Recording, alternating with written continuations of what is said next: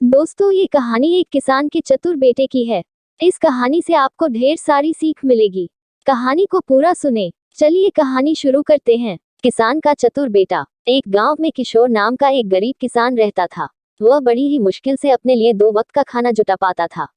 उसके पास एक काले रंग का घोड़ा था, जो काफी तंदुरुस्त, फुर्तीला और समझदार था। पास ही गांव में किशोर का बड़ा भाई रामदास रहता था।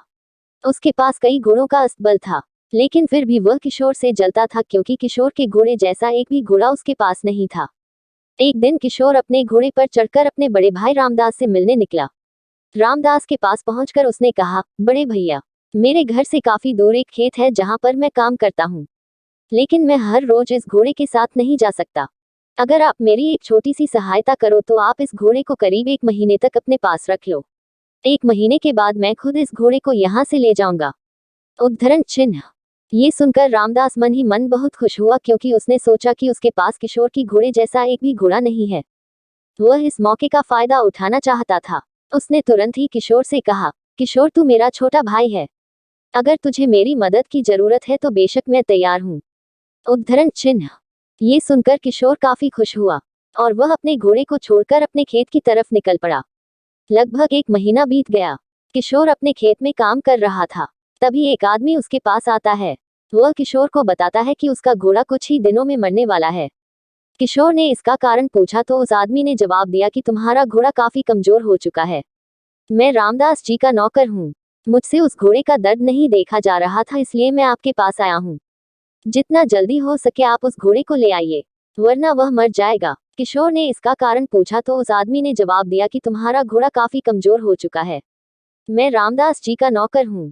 और हाँ, सेठ जी से यह मत कहना कि मैंने आपको घोड़े के बारे में बताया है। इसकी बजाय आप ये कहना कि आपकी दृष्टि दूरदर्शी है। आप दूर हो रही घटनाओं को भी देख सकते हैं।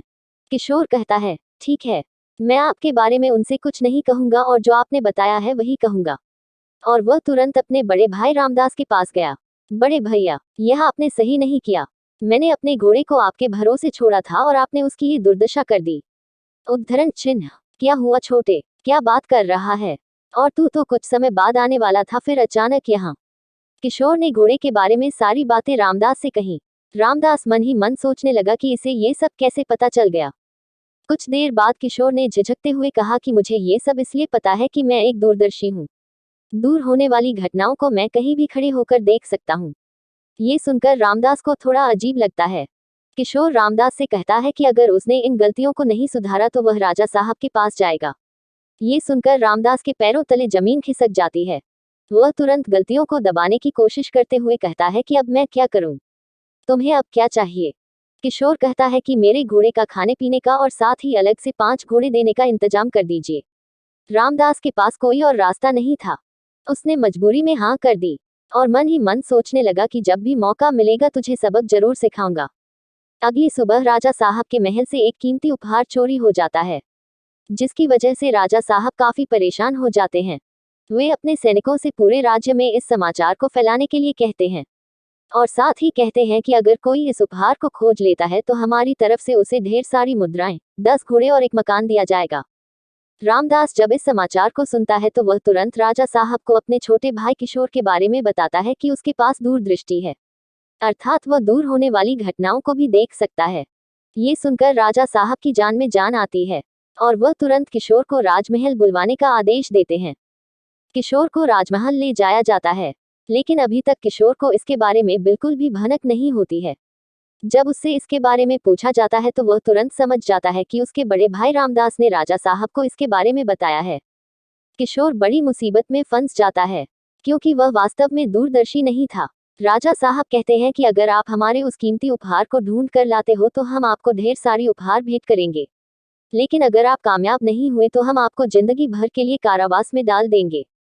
किशोर कुछ समय के लिए दुविधा में पड़ जाता है, लेकिन अपनी समझदारी से फैसला करते हुए कहता है, राजा साहब, आपके उत्तर में जो खंडहर है उसमें मुझे रात भर ध्यान करने दीजिए, लेकिन एक बात ध्यान रहे, पूरी रात उस खंडहर में कोई भी प्रवेश ना कर पाए, क्योंकि इससे मेरा ध्यान भंग हो जाएगा।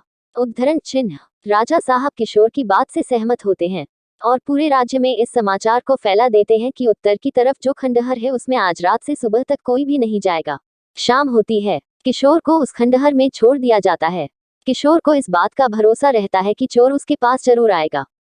किशोर उस खंडहर में टहल ही रहा होता है कि कुछ समय बाद एक चोर किशोर के सामने आ खड़ा होता है और उससे विनती करने लगता है कि मैं ही चोर हूँ, कृपया मुझे राजा साहब के हवाले मत करना, चाहो तो इस कीमती उपहार को भी रख लो। ये सुनकर किशोर के चेहरे पर हल्की सी मुस्कुराहट आती है और वह कहता है, ठीक है, मैं तुम्हें जाने दूंगा, लेकिन पहले तुम उस कीमती उपहार को मुझे सौंप दो। चोर उस कीमती उपहार को किशोर को पकड़ा देता है और वहां से भाग जाता है। सुबह होती है। किशोर को राजा साहब के सामने पेश किया जाता है। राजा साहब के सामने जाते ही किशोर उन्हें उनका कीमती उपहार भेंट कर देता है। ये देखकर राजा साहब काफी खुश होते हैं और बदले में वह उन्हें एक आलीशान मकान, 10 घोड़े और ढेर सारी मुद्राएं और रत्न भेंट करते हैं। किशोर ने तो इन सब के बारे में सोचा भी नहीं था, वह तो केवल इस मुसीबत से निकलना चाहता था। किशोर यह सब पाकर काफी खुश हुआ और हंसी खुशी से अपना जीवन निर्वाह करने लगा। इस कहानी से आपने क्या सीखा, नीचे कमेंट में जरूर बताएं। अगर यह वीडियो आपको अच्छा लगा हो तो ऐसे वीडियो के लिए चैनल को सब्सक्राइब और लाइक करें। धन्यवाद।